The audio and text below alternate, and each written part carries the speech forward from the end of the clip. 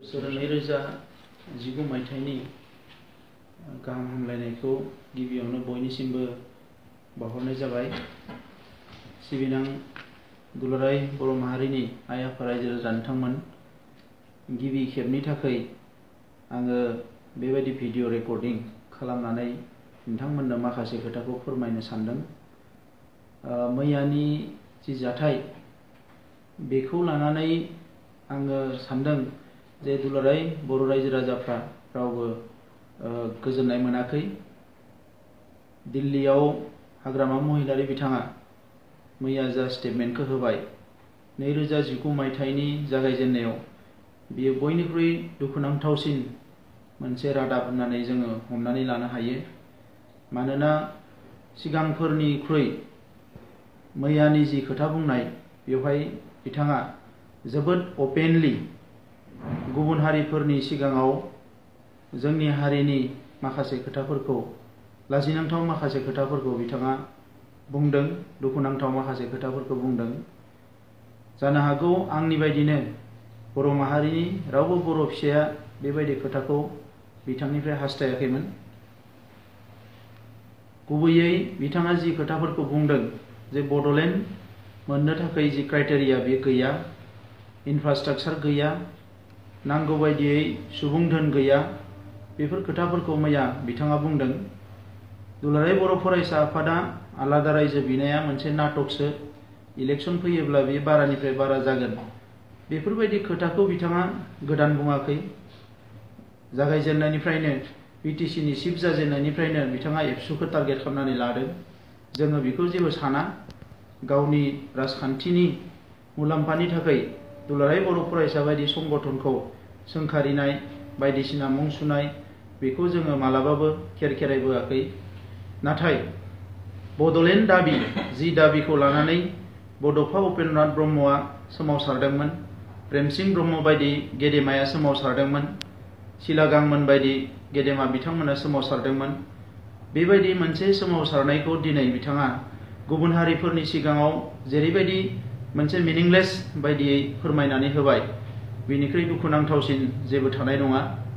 आं सानो जोंबायदिनो जोंनि थैलांनाय मुंख्लंफ्राबो जोबोद आघात मोनगोन। मानोना बे बड'लेण्ड जि सोमावसारनाय, जायजों बर'फ्रा गावनि थामोनथा, गावनि सिनायथि, गावनि रैखाथि आरो सोरगिदिं जौगानायनि थाखाय बड'लेण्ड दाबिखौ दैखांबाय थादों एबा सोमावसारनायखौ लाबोबाय थादों, जेराव 5,000निख्रुइ बांसिन बर' फिसाफ्रा जिउ गारबाय, 25,000निख्रुइ बांसिन बर' फिसाफ्रा जेल जाबाय, आइजोफ्रा जिनाहारि जाबाय, न' बां सावजाबाय, जोंनि रांखान्थिया गोग्लैसोबाय। बे गासैखौबो सहायनानैबो दिनैसिम बर' फिसाफ्रा सोमावसारगासिनो दङ। बिनि गुबै थांखियानो जाहैबाय जोंनो आलादा रायजो नांगौ। दिनैसिमबो जोंनि सायाव सोबख'नाय, नासयनाय, थगायनाय बियो सोलिगासिनो दङ। आसाम सरकारजों लोगो नांनानै बिथांमोननि हान्जायानो कंग्रेसनि समावबो सरकार सालायदों, बिजेपिनि समावबो सरकार सालायदों। नाथाय बर' मिडियामनि थाखाय मोनसे डाइरेक्टरेटखौ सोरजिनो हायाखिसै। दिनैबो बर' मिडियामनि जेंनाखौ फोजोबनो हायाखिसै। गोबां जोंहा हा हुनि जेंना दङ, बेखौ फोजोबनो हायाखै। सनितपुराव हादाननि जि जेंना दङ, बेखौ फोजोबनो हायाखै। गोबां रोखोमनि जेंना, फिसानिफ्राय गिदिरसिम गोबां जेंना दङ, जायफोरखौ सिस्टेमेटिकेलि बिथांमोननि एमएलए एमपिआ नांनानै मावफुंनो हायो, बेफोरबायदि जेंनाखौ फोजोबनो हायाखिसै।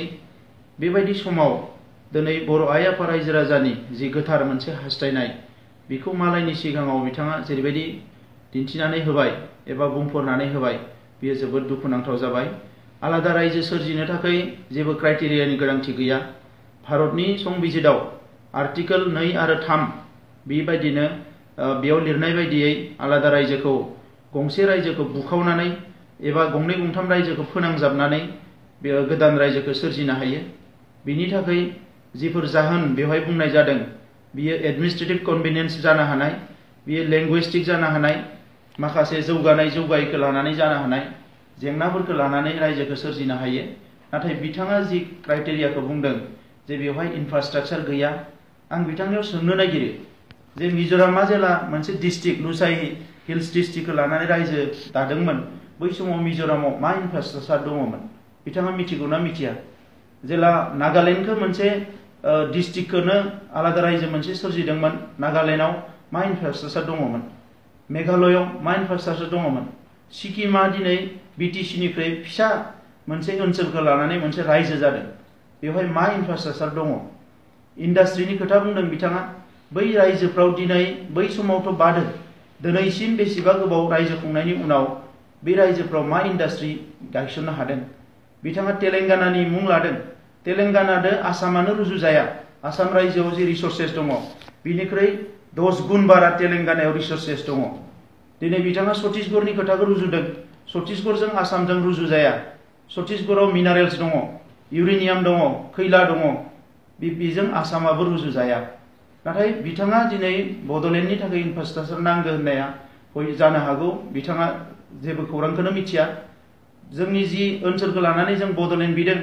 बे ओनसोलनिख्रुइ खम सुबुं अनजिमा आरो फिसा फिसा ओनसोलाबो आलादा रायजोल' नङा आलादा हादोर खुंगासिनो दङ MP MLA नि खोथा बुंदों बिथाङा दिनै अरुणाचलखौ नायोबा हाजो ओनसोलफोरखौ नायोबा रायजोफोरखौ नायोबा जोंनि सासे MCLA निख्रुइ बिथांमोननि सासे MLA नि खम सुबुं अनजिमा दङ बिथांमोननि सुबुं अनजिमाया सासे MCLA निख्रुइबो खमबाव बिदिब्ला जों गाबोन रायजो मोनोबा BTC ओनसोला दिनै अरुणाचलनिख्रुइ बांसिन सुबुं अनजिमा दङ BTC ओनसोलाव दिनै नागालेण्डनिख्रुइ बांसिन सुबुं अनजिमा दङ अब्ला जोंनि MLA MP आ ओरैनो रायजो जायोबा बिनिख्रुइ बारा जागोन बड'लेण्डखौ खुंनो थाखाय मानसि गैया होनदों बड'लेण्ड मोनासावनो दिनै बर'फोरनिया चिफ इलेक्शन कमिशनार जालांबाय इन्डियानि गभर्नर जालांबाय जोंनिया दिनै साफा सानै IPS ओंखारगासिनो दङ साफा सानैया दिनै UPSC होगासिनो दङ नाथाय बेवहाय बिथांमोना जेरैबायदि मदद होनांगौ बे मददखौ बिथांमोना होआखै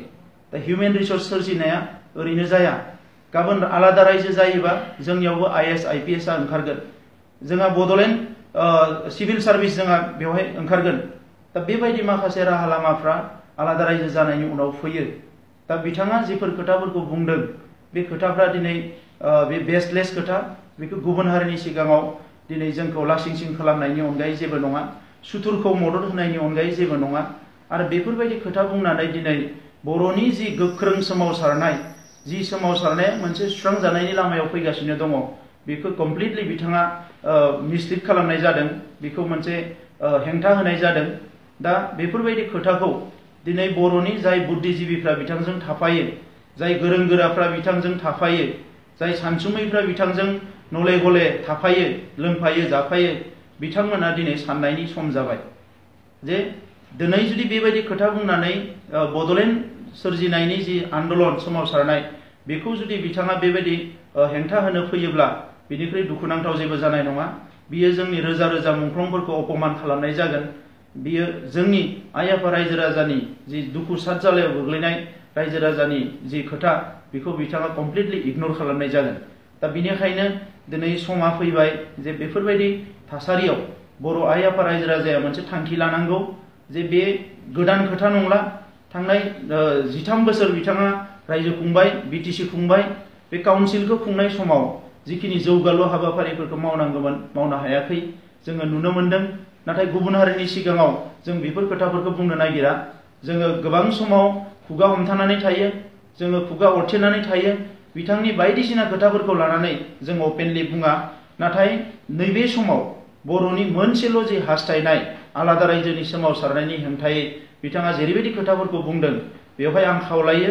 दुलाराय बर' आइ आफा रायजो राजा जोंनि लाइमोनफोरल' नङा जोंनि सानसुमै जोंनि माहारि आफाद दुलाराय रायजो राजाया साननायनि मोनसे सम जाबाय जे जोंनो बड'लेण्ड जेंनाखौ सुस्रांजानो लुबैयो ना लुबैया बेजों लोगोसे मोनसे खोथाखौ आं बुंबावनानै दोननो नागिरदों आलादा रायजो बड'लेण्ड बिग्राया एबसु हारसिं नङामोन BLT आबो आलादा रायजो बिनानैनो जोनोम जादों दिनै BLT नि जानो हागौ गोबां सेंग्राफ्रा दुखु मोनगोन BLT नि मुंख्लंफ्रा दुखु मोनगोन BPF नि माखासे गाहाय थाखोनि मावथिफ्रा दुखु मोनगोन जे बिथां बायदि सासे रिभलुसनारि जायनिखि खुगायाव सिलाइ गुदि अरनानै समायखिरा लानानै बड'लेण्ड मोनागौमानि जों सोमावसारगोन होनग्राया जुदि दिनै बड'लेण्डनि हेंथायै गसङोब्ला बिनिफ्राय दुखुनांथाव आरो जेबो जानाय नङा बेराफारसेथिं NDB आ जुदिअबा सभारेन बिनानै सोमावसारदोंमोन थासारिखौ नायनानै दिनै बिथांमोनाबो आलादा रायजो बिनानै दिनै रायजो राजाजों बर' आइ आफा रायजो राजाजों साननायजों गोरोबनानै खामानि मावनो फैबाय।